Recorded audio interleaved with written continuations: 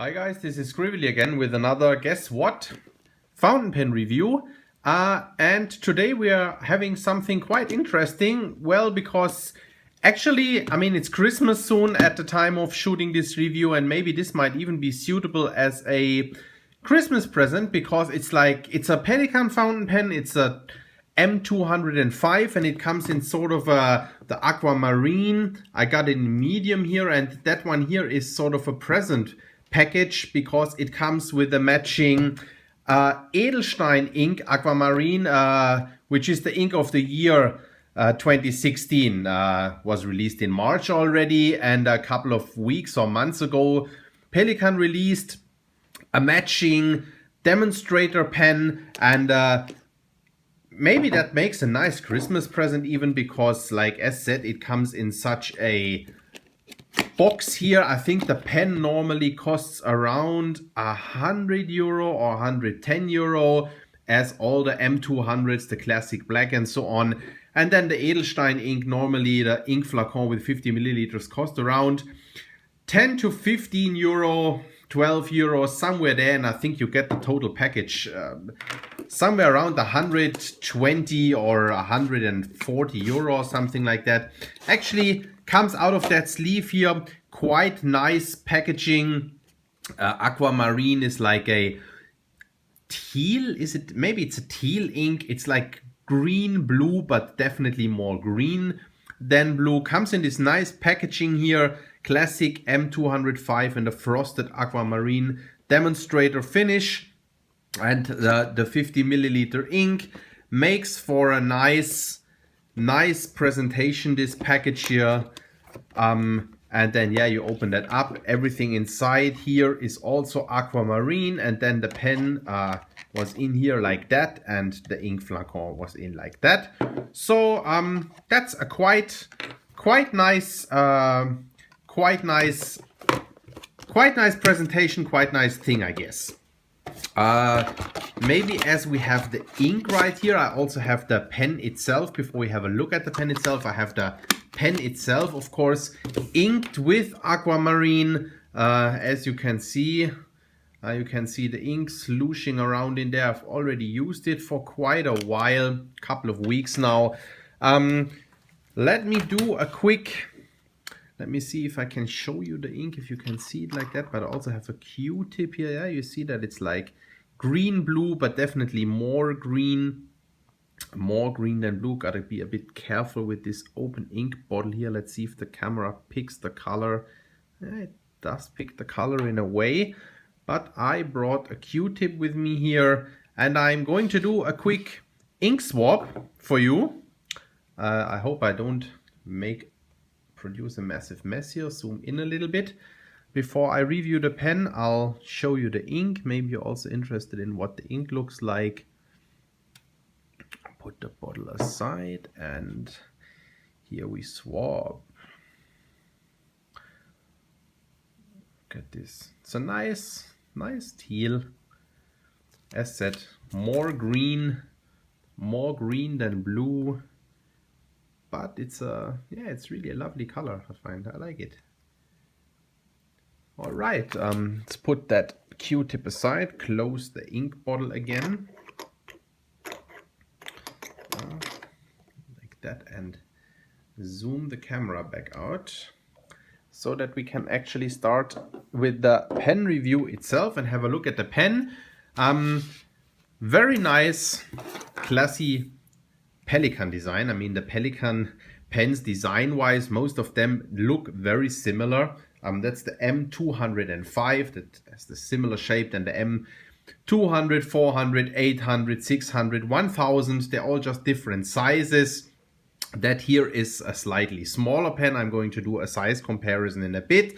As said, the finish is a frosted aquamarine. You can see the inner workings of the pen. You can even see some condense water from the ink inside this inner cap here. So it's a demonstrator pen. You see the inner cap. You can even see the threads inside here. You see, as said, the ink sloshing around in here. which is very nice. You see the piston here. I can even, because there's not so much ink left in the pen, I can operate the piston converter for you, and you will see the piston coming up right now, right? And when I move it back, it's going to come back down. So you can see the piston operating in here, which is very nice. The pen gives you a pretty decent ink capacity as well. You can really write quite a while with that pen. Otherwise, the pen design itself is really pretty familiar. As said, it's the same design as with all or most Pelikan pens of the so-called Sovereign series, or this is not a Sovereign, it's a classic, but it looks like the Sovereign series. So you have the finial up here with the Pelikan with one chick. Then that finial is black and the Pelikan is white. One thing that I have to point out with that finial here, that is something that I've never seen with any Pelikan finial, by the way. I don't know if that is like, if something went wrong here. You see the finial is not really, you know, it's not really even. It should be even everywhere around, but it's slightly higher here and slightly lower there. So I don't exactly know what has happened here. Maybe there was a problem in the production or something like that. But that is actually something that I've never seen before with a Pelikan pen, but I just thought I'll point it out. Otherwise, all the accents are silver on the pen, silver ring here, silver center band here. This clip also silver, sort of like the Pelikan's beak and the eyes up here. The clip is very nice since it flares out a little bit here. It's very nice to slide it into a shirt pocket. That will work very well. Not overly tight, not too springy. Very, very good clip. Then we have a center band here saying Germany and Pelikan, of course. Like that. Then, as said, the barrel here.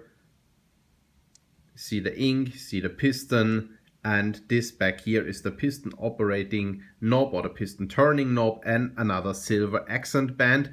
Back here, some threads. Very nice thing about Pelikan pens is something I like, is that it takes quarter or half of a turn of the cap to actually uncap the pen. This is something that I find quite neat. I've pointed that out in several reviews that I really hate it if I have to twist and turn a cap before I finally can start writing. That is something that is very neat with Pelikan pens, because it's actually, yeah, just a quick twist, a quick turn, and you're good to go. Put some ink here on the pen. Let me remove that.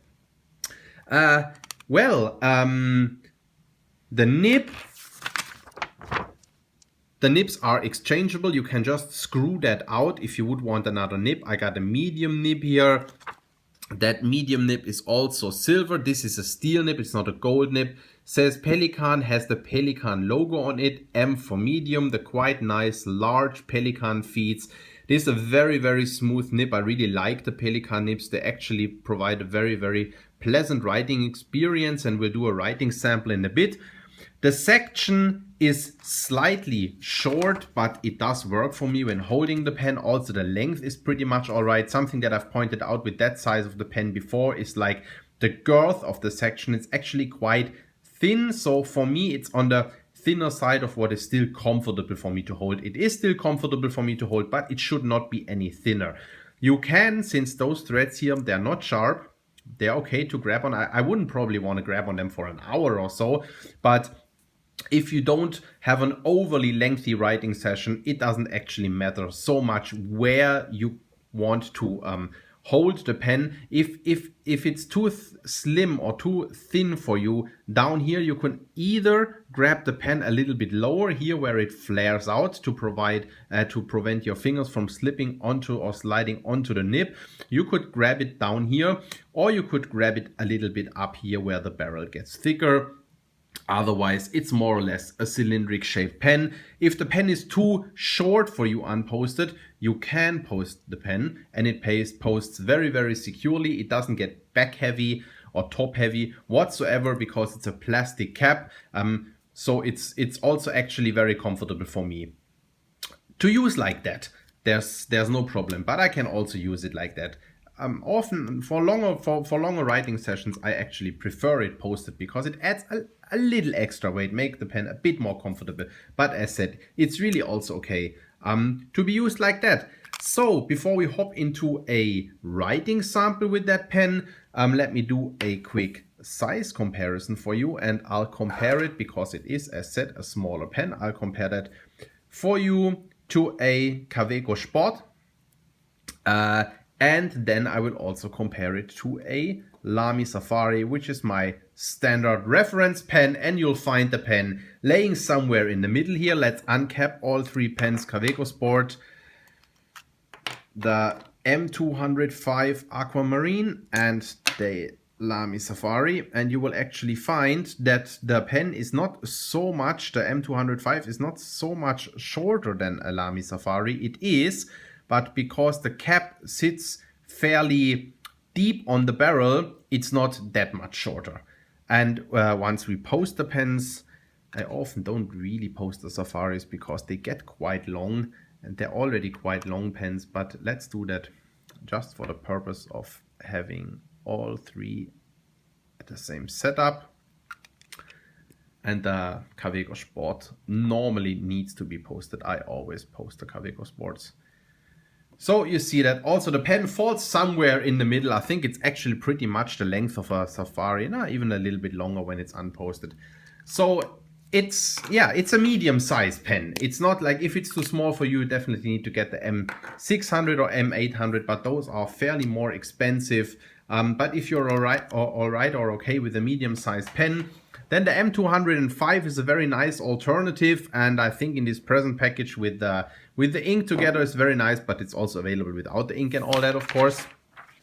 So as to the end of the review, we hop into a writing sample, and for that I'll zoom in a little. Something that one always has to point out with the Pelikan nibs is that they're pretty true to size. So this medium here is actually a pretty true medium nib. Pelikan M205 Aquamarine medium nib. Wetness, it's just there. It's not overly wet, it's not overly dry. It's rather wet than dry. Not super wet though, but it is a wetter nib. It's a very smooth writing experience, especially the medium. I have a fine. I still have to. I have a black M200 in fine that I still have to review. I find the fine a little bit more feedbacky than the medium. The medium is very nice. It's very smooth. Line variation. This is no pressure here. It's a little bit more pressure.